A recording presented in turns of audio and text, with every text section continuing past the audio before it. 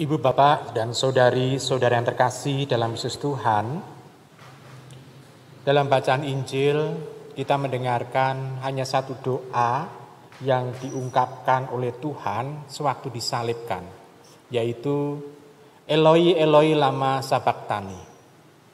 Itu pun juga disalah mengerti oleh orang yang mendengarkan dengan mengatakan, oh dia memanggil Elia. Padahal yang mau diungkapkan oleh Tuhan adalah Elohim, yaitu Allah, Bapanya sendiri. Dan disalah mengerti seolah-olah memanggil Elia, salah satu nabi dalam bangsa Yahudi. Di sana yang mau diungkapkan adalah aspek kemanusiaan dari Tuhan. Ditambah lagi kita juga mengetahui iman para rasul itu masih sangat-sangat muda, maksudnya adalah masih baru saja itu menjadi pengikut Tuhan, belum lebih dari 3 tahun, dan juga belum berakar imannya. Sehingga kita bisa melihat para rasul pun juga mempunyai anggapan yang keliru dalam diri Tuhannya atau gurunya itu. Sehingga banyak para rasul yang lari, bahkan juga dikatakan kalau dalam bacaan Injil ini itu kalau Anda melihat dalam Injil buku panjenengan sendiri nanti di rumah, ada para murid yang lari telanjang juga karena salah mengerti mengenai gurunya ini. Jadi masih ada anggapan-anggapan yang salah. Nah, namun kita melihat dalam hanya waktu beberapa hari saja Allah, Tuhan Yesus bisa memperbaiki iman para rasul.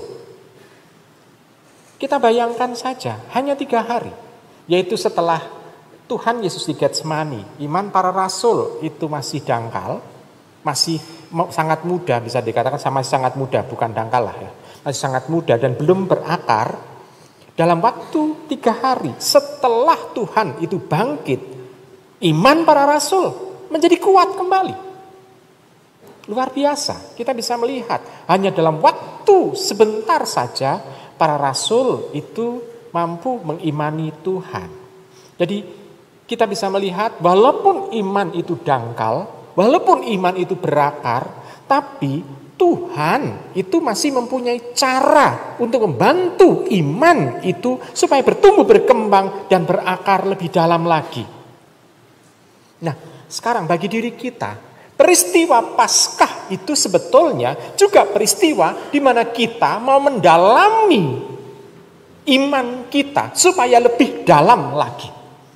Sehingga peristiwa Pekan Suci ini dan dibuka dengan Minggu Palma ini nantinya diharapkan membuat iman kita makin mampu untuk bisa menangkap apa yang menjadi rencana Tuhan, bukan hanya melulu untuk kehidupan Tuhan Yesus, tetapi juga untuk kehidupan kita. Jadi kita diajak untuk mendalami iman kita ini. Ya, Ibu, Bapak, saudara-saudari yang terkasih, berarti gereja dengan Minggu Palma ini mengajak kita untuk berproses di dalam kehidupan beriman bersama dengan para rasul itu. Coba Anda bayangkan begini, gelar-gelar Tuhan sebelum Paskah, ya, sebelum kebangkitan Tuhan, itu ada banyak sekali yang dikutip dari tadi yang dibacakan, dan kita mendengarkan bacaan Injilnya, banyak sekali gelar-gelar.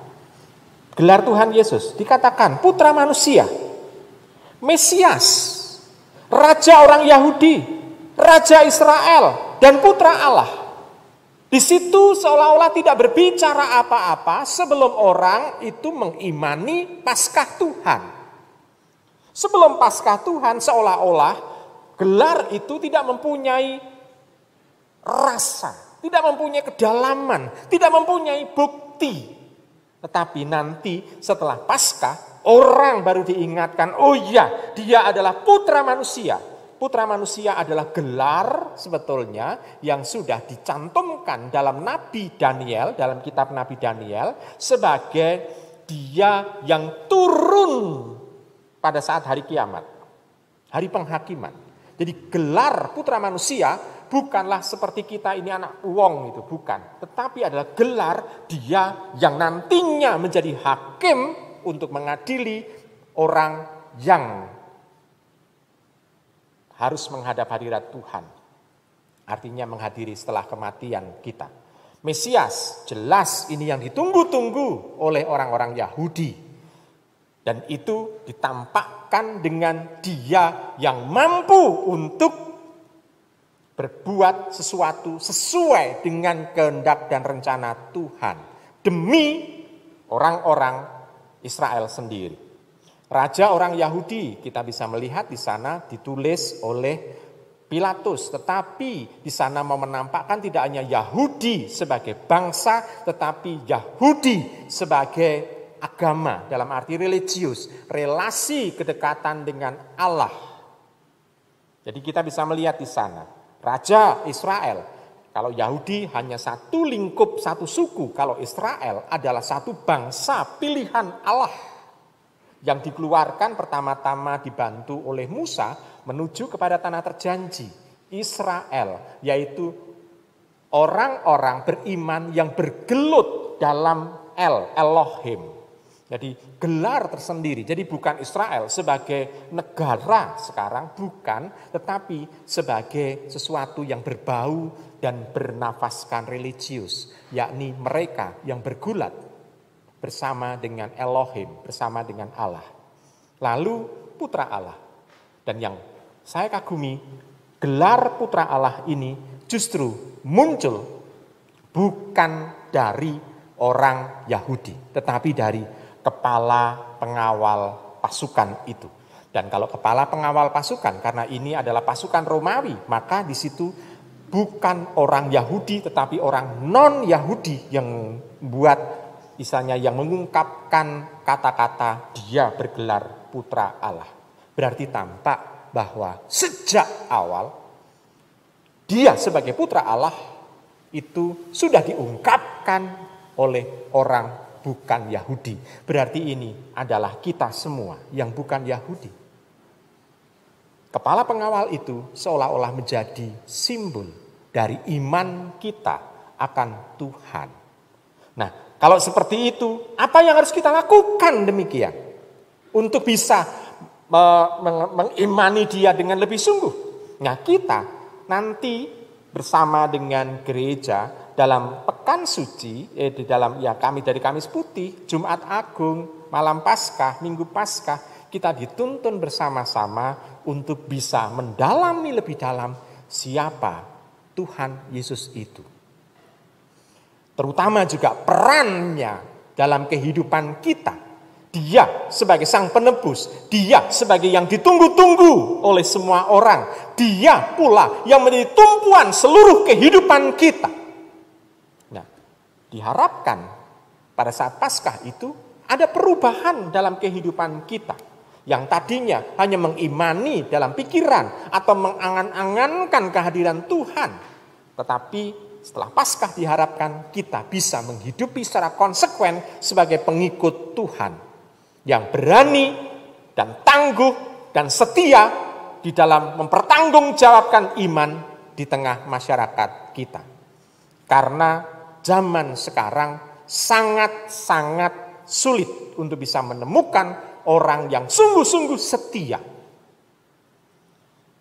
Orang yang mengimani ada banyak, tetapi orang yang setia dan berani untuk menampilkan iman ini bisa dihitung dan bisa sangat dikatakan sangat jarang. Nah, kita diharapkan adalah orang yang sangat jarang itu.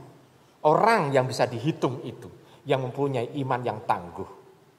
Ibu bapak, saudara-saudari yang terkasih dalam Yesus Tuhan. Maka, kalau kita belajar dari para rasul ini, kendati kita mengatakan bahwa iman saya itu belum mendalam, iman saya belum berakar, iman saya masih sangat muda, bukan menjadi alasan untuk membuyarkan rencana Tuhan untuk diri kita. Jadi kendati kita mengalami istilahnya kedangkalan dalam iman, tidak menjadi alasan bagi Tuhan untuk meninggalkan kita. Tapi justru bagi Tuhan mau menunjukkan keagungannya, menunjukkan kebesarannya dengan tetap menguatkan kita. Maka kendati lemah, kendati kita penuh kekurangan, kendati kita penuh dengan keterbatasan, Tuhan tidak akan meninggalkan kita. Maka Ibu Bapak, perayaan Palma ini sebetulnya selain kita mencoba untuk melihat kisah sengsara Tuhan, tapi kita juga bersyukur Tuhan tidak meninggalkan kita. Kita melihat Ibu Bapak, ciri khas pengikut Tuhan tidak bisa ditutup-tutupi, yaitu dari Petrus. Kita melihat Petrus itu pada waktu ikut pengadilan Tuhan gampang konangan bahwa dia pengikut Tuhan. Karena pengikut Tuhan semua para rasul adalah orang Galilea. Kita bisa mengibaratkan bahwa di situ orang Galilea kok gampang diapali. Misalnya kita tahu bahasa Jawa, ya tahu bahasa Jawa, tapi kita bisa tahu orang ini Jawane Banyumasan atau Jawa Jawa Timuran atau orang Jawa dari pesisir utara atau dari Jawa dari bagian Jogja dan Solo. Terlihat dari logat cara dia ngomong. Konangan. Nah, demikian juga walaupun mereka pakai bahasa Aram zaman Tuhan Yesus hidup itu, tapi Aram ini itu dari Galilea atau dari Yerusalem atau dari daerah lain. Mereka akan tahu. Jadi gampang sekali ngonangi Petrus karena Petrus berbicara, maka dia akan mudah. Ini orang Galilea walaupun berbahasa Aram. Maka kita bisa melihat, nah kalau ini dari aspek budaya, nah sekarang dari aspek iman kita. Orang Kristiani tentu saja akan lebih mudah dilihat bagaimana cara dia bergaul dengan sesama, bagaimana cara dia melakukan kebaikan-kebaikan, bagaimana orang Kristiani itu melakukan kasih terhadap sesama, akan mudah untuk konangan.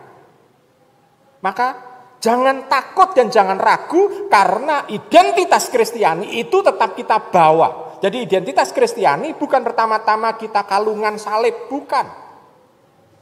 Karena banyak artis juga yang berkalungan salib tapi dia bukan orang Kristiani karena tuntutan dari peran yang harus dia lakukan. Ambil contoh misalnya, kita bisa melihat film Sugio Pranoto, ya Monsinyur Sugio Pranoto. Pernah melihat kan? Yang berperan sebagai Monsinyur itu apakah orang Katolik? Bukan, dia orang Islam yang berperan sebagai Monsinyur. Karena hanya berperan saja. Maka kita bisa melihat identitas kita bukan terlihat pertama-tama dari apa yang kita pakai, tetapi apa yang kita lakukan. Dan jangan takut, Tuhan akan menyertai kita.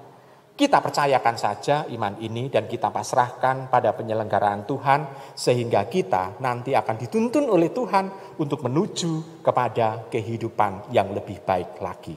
Saya percaya dan saya yakin bahwa umat Temanggung mampu untuk menyiapkan diri sehingga mau untuk berproses di dalam pendalaman iman bersama dengan para rasul. Selamat merenungkan.